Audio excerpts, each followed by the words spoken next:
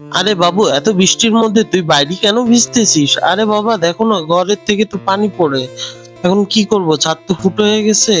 বাবা কোনো একটা ব্যবস্থা করো না, না হলে আমি কিভাবে থাকবো এইভাবে?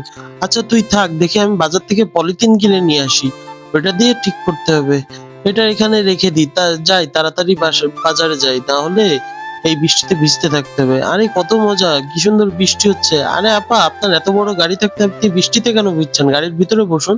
আরে না ভাই, কি বলেন, এতদিন পরে বৃষ্টিতে ভিজতেছি, অনেক মজা লাগতেছে আমার। দেখো আমাদের ঘরে ফুটো হয়ে গেছে বলে আমরা বৃষ্টিতে ভিজে আছি, আর ইনি বৃষ্টিতে মজা করতেছে। কিন্তু তার আগে বলে যাও, তোমাদের কাছে কোনটা সব থেকে বেশি দামি, এক বস্তা টাকা নাকি মা বাবার প্রতি ভালোবাসা? যদি মা বাবাকে ভালোবেসে থাকো অবশ্যই লাইক করে সাবস্ক্রাইব করে দিবে চ্যানেলটা, আর যদি না করো তাহলে বাবু ভালোবাসো না। আরে ভাই, আপনি বৃষ্টিতে ভিজে কই যাচ্ছেন? আসলে ভাই আমার খাওয়া দাওয়ার মতো কোনো কিছুই নাই, তাই বৃষ্টিতে ভিজেই ভিক্ষা করে যাচ্ছি আমি।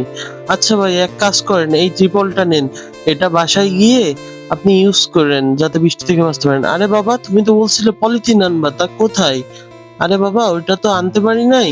এখন কি করার, আমাদের তো ঘর বাড়ি আছেই, এটা দিয়েই আমাদের খুশি থাকতে হবে। হ্যাঁ বাবা, আমার একটা বন্ধুর পা নাই। হ্যাঁ বাবা, আমাদের যা আছে তা নিয়েই খুশি থাকতে হবে আমাদের।